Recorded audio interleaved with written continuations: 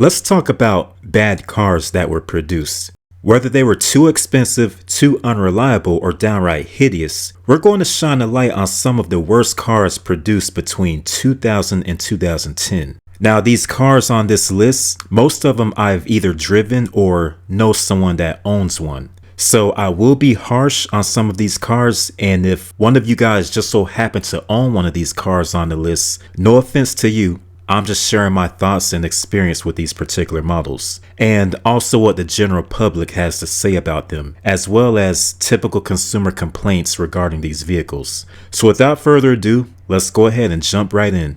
First up on this list, we have the Buick Rendezvous, and the Buick Rendezvous was ugly and expensive. Now, the Rendezvous is what happens when a automaker don't have the time or capital to develop a crossover from scratch. Or maybe they had the capital, but they were just a little too stingy to invest in a whole new platform. But anyway, the Rendezvous shared its mechanical components with the Pontiac Aztek. And as you guys know, the Aztek itself was nothing more than a minivan under the skin, being based loosely on the Pontiac Montana. So Buick took this minivan architecture, added a polarizing design, and then gave it a hefty luxury car price tag and called it a day. Just like Pontiac with the Aztek, Buick took a big risk with this SUV styling, and unfortunately as a result, this ambitious design did not click with many customers. So not only was the Rendezvous very ugly, it was underpowered too. You could get more power if you went with the top of the line Ultra trim level, but that meant spending close to $45,000 in 2006 money. So again, this was very expensive and not very good looking. Number 2 on this list, we have the Dodge Avenger RT. Now, I actually like the first generation Avenger, the 90s one, the 2-door coupe, but when they came out with the sedan, I thought it was kind of neat at first. It looked like a shrunken down Charger, but this car was supposed to have been sporty in its top trim, but it was anything but sporty, and it had horrible fuel economy. So I'm not really sure what the Dodge Avenger was intended to compete against, but it was kind of lackluster in every way. And even more disappointing was this RT model. The Avenger RT looked promising on paper, but instead it delivered shockingly horrible fuel economy for a midsize sedan. In all-wheel drive trim, the Avenger RT got an EPA city rating of just 15 miles per gallon. 15 miles per gallon in a car this small is quite comical, especially considering that a big full-size V8 Expedition from 2004 got up to 15 city and 19 on the highway. The 3.5-liter V6 provided decent power, but the 6-speed automatic that it was paired to was slow in response to throttle inputs, and it shifted crudely.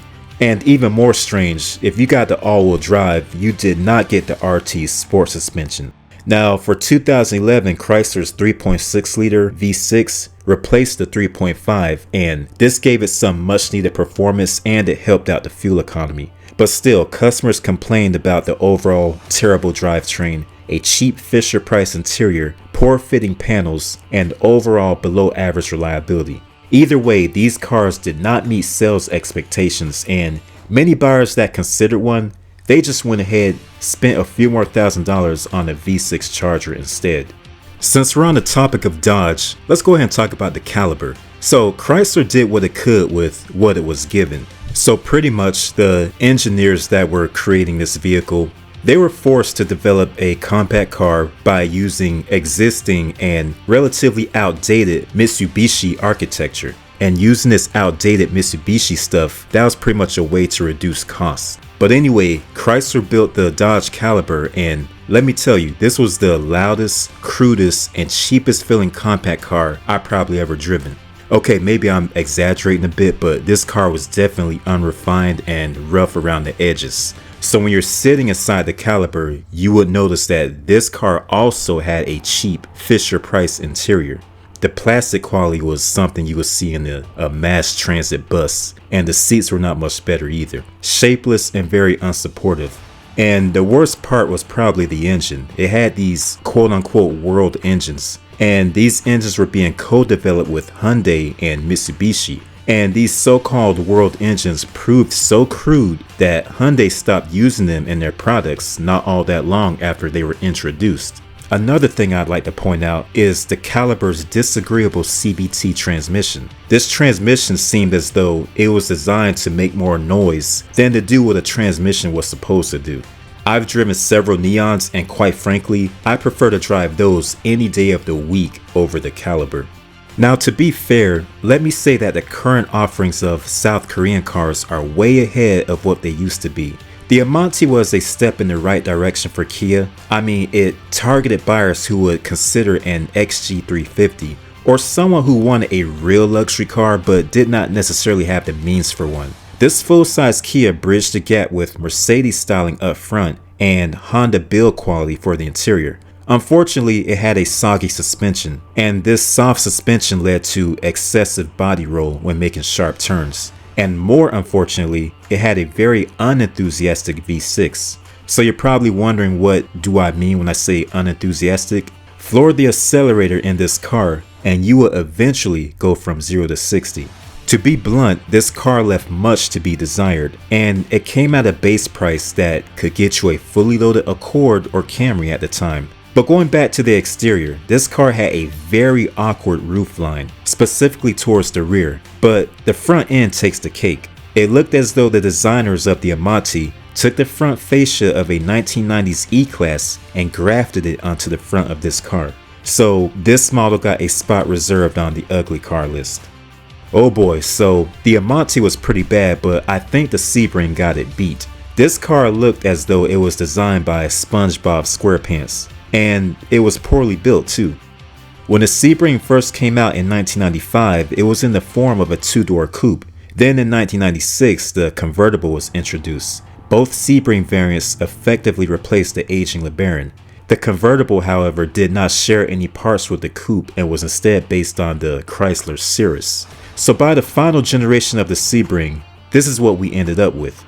We went from this to this. Now, going back and looking at the 1996 Sebring, it was sleek and, dare I say, elegant. So the phrase good looking cannot be applied to this generation Chrysler Sebring. But that's not all. On top of its horrendous styling, this was a recall nightmare of a car. About 200,000 of these Sebrings were affected by 7 different recalls. After all of that, it quickly earned its place on the most hated car of the 2000s. Car and Driver said there is not a sporting bone in this Sebring's body. The original Sebring has aged much better and it looks better than this abomination. So this goes to show that newer isn't always necessarily better. So let's get the good stuff out the way first. The Hummer H3 was an excellent off-roader, and that's really about it for all the good stuff. Now for the bad stuff. Terrible fuel economy, unenthusiastic acceleration, poor visibility, harsh ride comfort, so-so on-road handling, quite expensive, and for the cherry on top, reliability wasn't all that great either. Another thing, these had got a pretty bad reputation, and people began saying that anyone who drove one of these were really just trying to overcompensate for something, especially since these were no bigger than a contemporary Pathfinder or 4Runner. General Motors tried with this one, but overall the H3 was a truck nobody asked for and very few people cared about. And while we're talking about Hummer, let's go ahead and throw in the H2. Everything that was bad about the H3, the H2 cranked it up a few notches. Battery issues seem to be the most common complaint amongst consumers, and as a bonus, those customers also got extremely poor fuel efficiency. To add insult to injury, Auto Trader called the H2 the most embarrassing car you can buy. So of course this made the list, the Pontiac Aztek. Now get this, an article by Edmunds.com placed the Aztek as #1 of the 100 worst cars of all time. This was not just because of its awkward styling, but due to the fact that they felt as though this vehicle destroyed an 84-year-old automaker. Time magazine in 2007 named the Aztek one of the 50 worst cars of all time. Now, the 1999 concept actually looked pretty good, but what we got in production form quickly became one of the most negatively criticized cars due to its awkward and unattractive appearance. It shared some components with the minivan, and it was actually quite capable and it offered a lot of content, but unfortunately the general public just could not get past the polarizing styling. So what basically happened here is that Chevy realized just how well the Chrysler PT Cruiser was selling, and they wanted a piece of the action. So the execs over at General Motors waited about 5 years and came up with their own abomination of a car to rival the PT Cruiser. When Chevy launched this car, they just so happened to launch one of the most recalled vehicles in automotive history.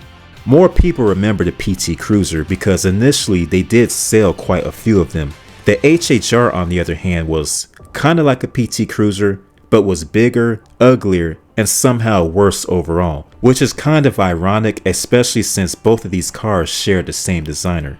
Speaking of the PT Cruiser, maybe I should have mentioned that on the list before the HHR, but we'll just talk about it now, I guess. So yes, another Chrysler product is on this list. Chrysler really did us dirty during this decade. The PT Cruiser actually had a lot of buzz when it first came out. It was even named the 2001 Motor Trend Car of the Year. But after a few years went by, all of that buzz died down and people really began to hate the design. Some people say that this was the worst car ever made. Now I think that's a bit extreme. Yes, it is a little odd looking, but given the choice, I would take one of these over the HHR.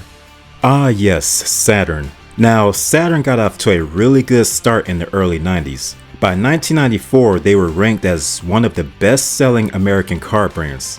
These Saturns came out as an alternative to Japanese cars. You could get a wagon, a sporty SC coupe, or you could get the sedan, and that's the one that most buyers chose to get. By the start of the millennium, Saturn needed to be refreshed. Unfortunately, they decided to put out the 2003 Ion. Now, this new Ion replaced the old S series, and you could get one in a coupe or sedan. According to customers, the Ion was uncomfortable, noisy, and the production quality was poor. But if you thought that was bad, here's what Edmunds.com had to say. It was tough to drive and had a stupid interior to match.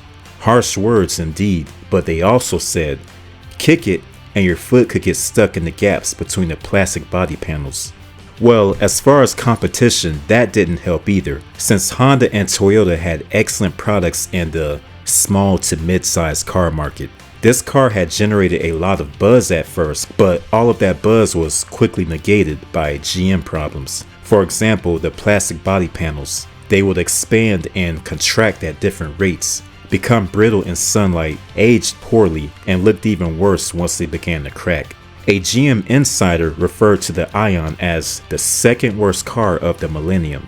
That's unfortunate because Saturn was once a brand that had the ability to compete with the Japanese, but over time their quality definitely declined. Okay, so that does it for this list of 10 worst cars of the 2000s. There will be a part 2, so if you didn't see a particular vehicle on this list, you just might see it in part 2. But until then, let me know what you guys think in the comments, and I will catch you on the next one.